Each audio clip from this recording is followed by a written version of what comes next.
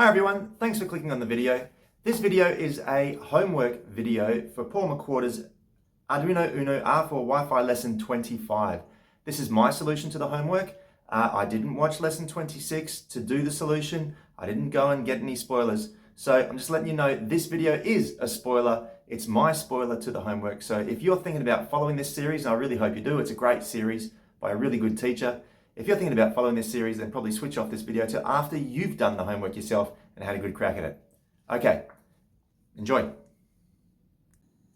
Hi everyone, this video is a homework video for Paul McWhorter's Arduino Uno R4 Wi-Fi Lesson 25. Make a toggle switch with a push button or a button switch. At the end of that video, Paul invited us to make this circuit that you see on the screen now, in which we've got 3 button switches. Each one of them is a toggle, and they're all taking charge of a RGB LED. Now, I've got the room darkened up a little bit now. I'm not sure how well this is going to go. I've darkened up the room a bit to try and help with the color that's being absorbed by my camera. If I toggle the blue switch on, we get the blue light on. Touch it again, it goes off. If I toggle the green switch, green light goes on. Toggle again, it goes off. If I toggle the red switch, red light goes on. Toggle it again, red light goes off. And of course we can put the blue and the green on and we get a slightly different color. If we put the green and the red on, we get a, well, to me it looks like a yellow. I suspect on my camera it won't look so good. So that was the homework, and the homework has been achieved. I've gotten it done. All right, having a look through the circuit, we have red, green, and blue push buttons. I've got a ground rail here, and the ground rail has got leads coming from the blue, the red, the green, and the red push button. The ground rail has also got a lead coming from the RGB LED. My LED has got 4 legs across there. We've got the red leg, the ground leg, the green leg, and the blue leg. Over here with the push buttons, I have a 10,000 ohm resistor, a 10,000 ohm resistor, and you'll notice that here with the blue push button, I don't have a resistor, and I also don't have a power line coming into that button. I noticed with Paul McWhorter's lessons that lesson 26, he gave the solution to this piece of homework. I did not watch that before doing this homework. I did watch lesson 27, however, where he started talking about the internal push-up resistor, and I had a bit of a look at that, and I thought I might try to make the blue push-button resistor on my particular video. I thought I'd try and make that one an internal push-up resistor, and I had a fair bit of trouble because I didn't watch the video very closely, and I'll talk about that in a little bit of time. Okay, looking more at the circuit, we've got red, green, and blue lines coming away from those buttons to give information to our Arduino. We've got red, green, and blue lines moving away from the Arduino back towards the RGB LED to provide information to that circuit. We've got a power line that goes to our power rail, and we've got a ground line that goes to the ground rail. These resistors here are 1,000 ohm resistors. These resistors here are 10,000 ohm resistors. If we take a look at the program, at the start of the program, we identify the variables that we're going to use in this program. These are my red variables. We've got a red button, we've got an old red button value, new red button value, red LED, and red LED value. We have our variables for the green button and green LEDs. We have our variables for the blue button and the blue LEDs. And then we've got ourselves a baud rate. We've got ourselves a delay time of 10 milliseconds. In the void setup, I've identified my pin modes.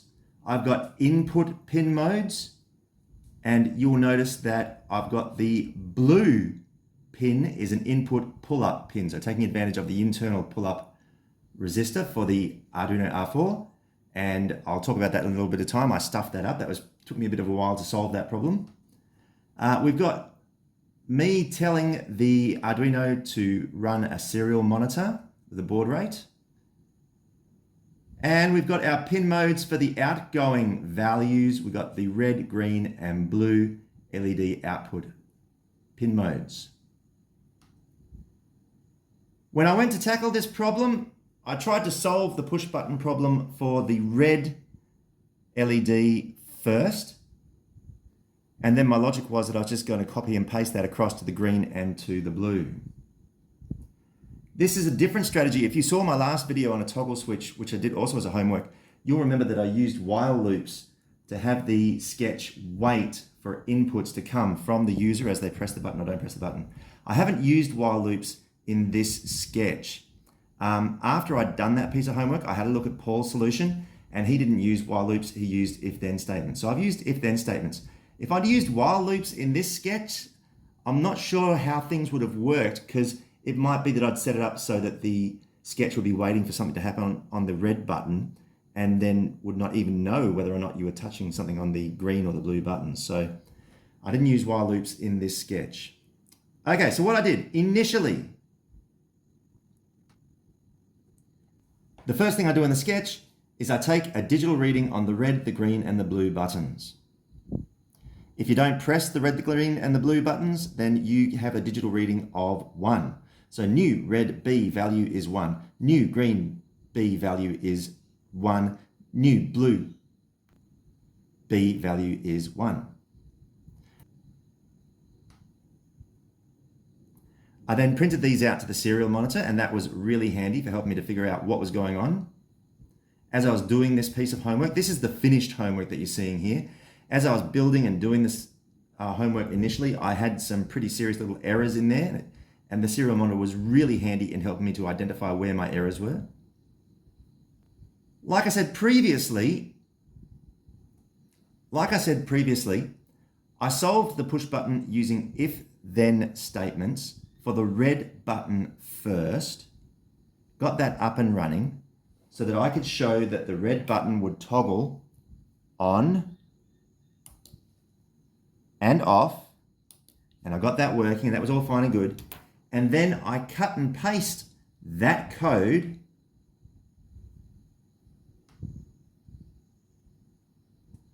for the green button, and I cut and paste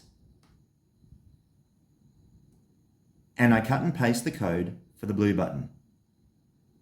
And once I had the red button sorted out, that pretty much solved everything for the green and for the blue buttons. So looking at the red button code, the first thing we do is we ask the question, if the new red B value is equal to 0, which means that someone has pressed the red button, then the following will happen. We will update the old red B value to become 0. You might remember at the start of the sketch, old red B value was stated as 1. Old green B value was stated as 1. Old blue B value was stated as 1. So as we enter into the sketch, these old red B value is equal to 1. Well, if it is equal to 0 because someone's pressed the button, then I update this to 0. I then do a reading again. New red B value, digital read, red button. If the new red B value is equal to 1, because you've released the button, let it go. And also, if the old red B value is equal to 0, because this has happened after this has happened, then the following will happen. We go into another nested if statement. If the red LED value is equal to 0, that is, if the LED is off, then we will turn it on, and we will update the red L value to 1 to indicate for the Arduino that it is on. If the red L value is not off, if it's not equal to 0, if instead it's equal to 1, so we've got an else if there, then we'll digital write the LED to be low, turn it off. So when we look at this, if we find ourselves in a situation where the new red button value is equal to 1 and the old red button value is equal to 0, that tells us that someone has just released a red button. In that situation, if the LED, the red LED is off, then we'll turn it on and we'll update the red LED value to 1 to tell the Arduino that it's on. Otherwise, if the LED is on before the above has happened, then we'll turn it off and we'll update the red L value to off.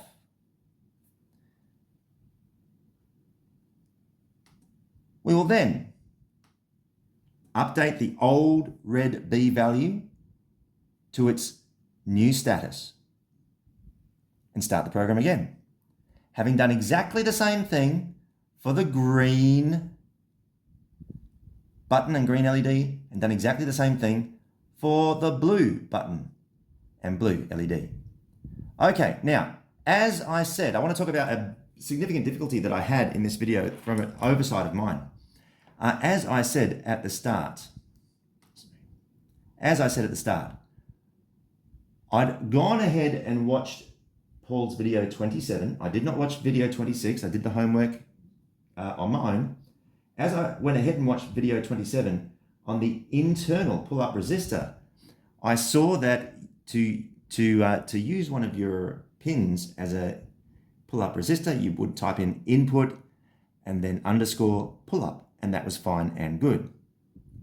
However, I didn't watch the video closely enough, and I made a terrible error. You'll notice in the red and the green buttons, we have power coming in from the power rail, going through a resistor, power coming in from the power rail, going through a resistor. That's how we've set those up. You'll notice with the internal pull-up resistor, we don't have power coming in from the power rail. There is no resistor. So the mistake that I made initially in this project is that, well, I didn't include the resistor. That was fine. I knew not to do that. But without even thinking, I included power in the same way that we had power for the red and for the green. I included power for the blue coming in. And that was shutting my Arduino down and refusing to allow my Arduino to cooperate with my computer through the port, which I think means that I haven't damaged anything. So that was an error of mine. I was quite stumped by that for quite a long time. I couldn't figure out why my Arduino wouldn't be registered by the port. I went back and had a look at video 27 and I saw that Paul did not have a power coming in from the power rail to the internal pull-up resistor. So that was an error of mine, a significant error of mine. I think I'm very lucky that I didn't damage anything. I believe I've not damaged everything because it's all working. Okay, let's have a quick look at the serial monitor. You'll see that we have new red B value is 1, old red B value is 1. I'm not touching the buttons, you'll notice. New green B value is 1, old green B value is 1. I'm not touching the buttons, you'll notice. New blue B value is 1, old blue B value is 1. I'm not touching any of the buttons, you will notice. Okay, keep your eye on these values down here as we go and touch the red button. They become 0, and then the old red B buttons immediately follow suit and become 0 as well. If I release the red button, they become 1, and the old red button values become 1, and my red LED comes on. If I go over and press the red button down again, we've got 0, which then is followed by the old red B values becoming 0. As soon as I release it, we return to the 1 and the 1 state. And this is going by very fast, so you can't see, but it always goes this side. The new red B value changes first, and on the next, on the next line, then we see the old red B value changing second. And exactly the same thing happens for the green button. And exactly the same thing happens for the blue button.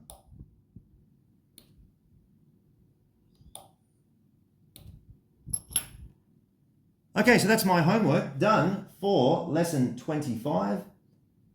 I was quite stumped there for a while because I made things a little bit more difficult than I needed to by doing the internal pull-up resistor option for the blue button when I really didn't know what I was doing initially. I probably should have watched that lesson 27 more closely. I had a lot of fun with this lesson. It was pretty good. I hope you enjoyed it too. Make sure that you look in the links down below. You'll see links back to the videos that I've been following along with Paul McWhorter, learning how to use the Arduino R4. Thank you very much. See you later.